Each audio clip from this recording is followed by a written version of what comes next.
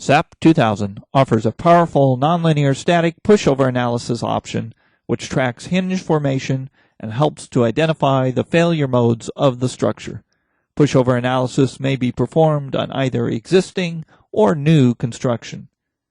For the simple 3D steel frame model shown, we have assigned auto-select section lists to the columns and beams. We will run a linear elastic analysis and then a design where members will be selected based on SAP 2000's optimized design capability. The model will be initially subjected to dead, live, and response spectrum loads. We can now run the analysis.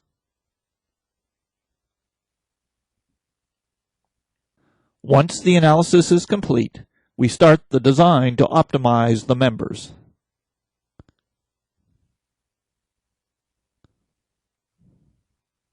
The selected sections are displayed on the model. It is these sections that will be used for the nonlinear pushover analysis. The next step is to assign hinges to our line objects. We unlock the model, select the beams,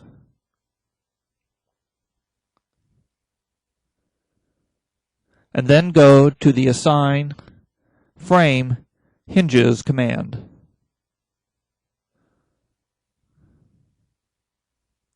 First, we will use the auto hinge property located at 0 relative distance.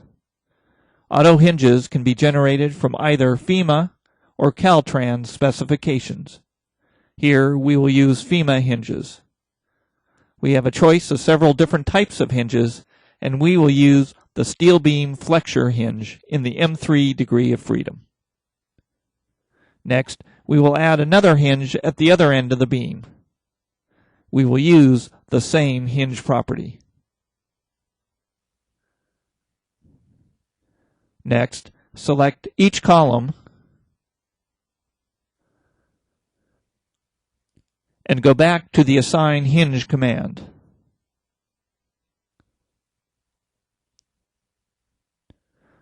We will follow the same procedure as done with the beams, except that we will use the FEMA definition for column hinges.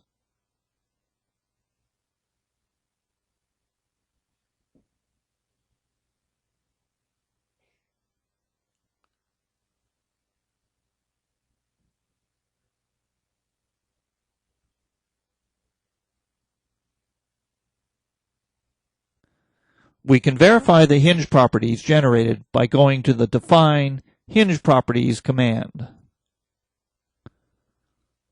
The user should always verify that the calculated behavior is appropriate for their model.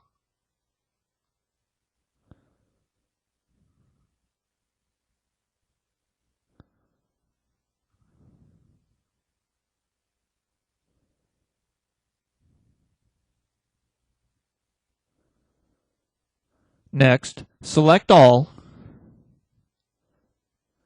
and go to the Assign Frame Hinge Overwrites command.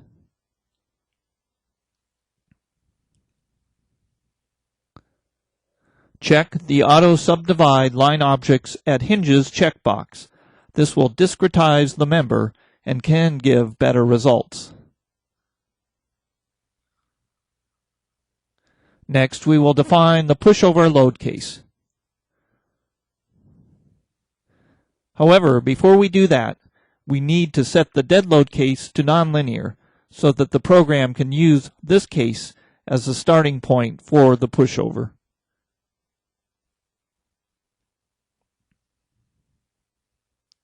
We will call the new pushover case Push,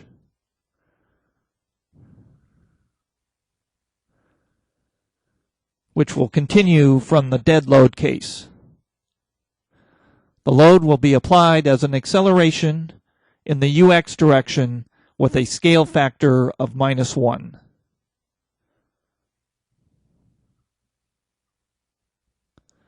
We will use displacement control and will push to a displacement of 12 inches at joint 1.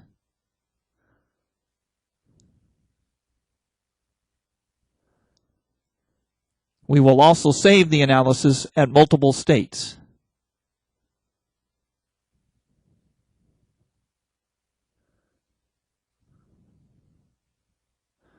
Joint 1 is located here.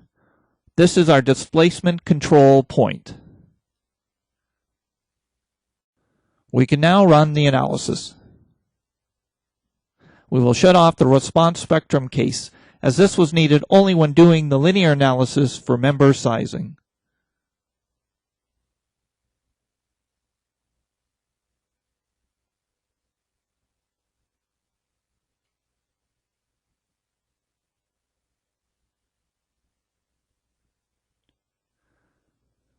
Once the analysis is complete, we can display the deformed shape for the pushover load case.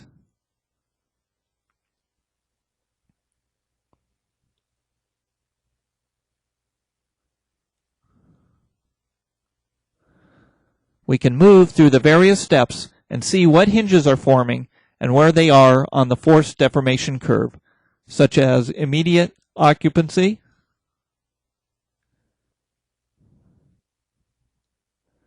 life safety,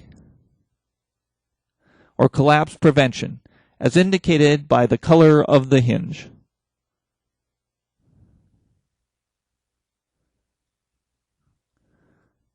Next, we will plot the pushover curve.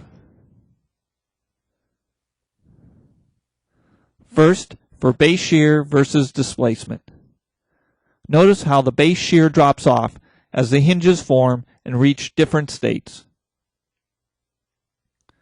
We can also plot the capacity spectrum, with the capacity curve in green and the demand curve shown in yellow.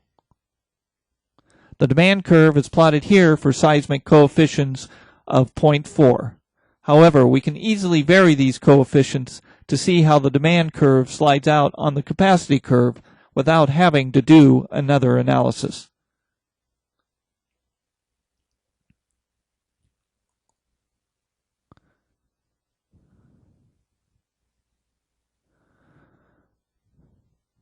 The point where the two curves intersect is called the performance point, and it is this point that represents the global behavior of the structure.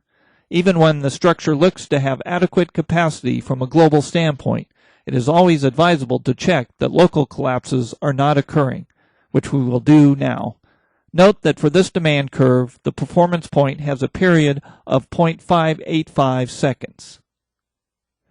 When we look at the demand capacity table, a period of 0.585 seconds occurs between the 5th and 6th steps. When we display the deformed shape for the 5th step,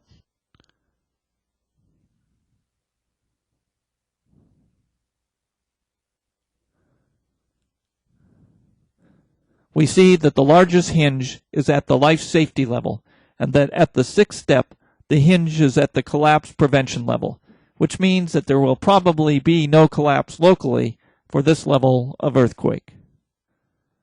We can also plot hinge results.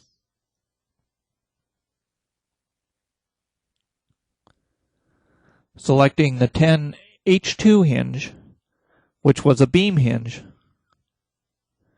we can plot the hinge path against the backbone. We start at step 0 and then step through the different states, which are displayed here.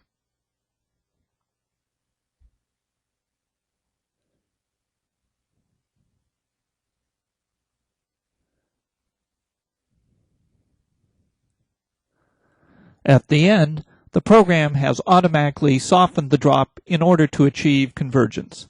And although it does not follow the hinge definition exactly in the latter stages, an accurate representation of overall ductility performance is still achieved. Lastly, we can plot forces in the model. Here we will plot the moment, and we can step through these as well.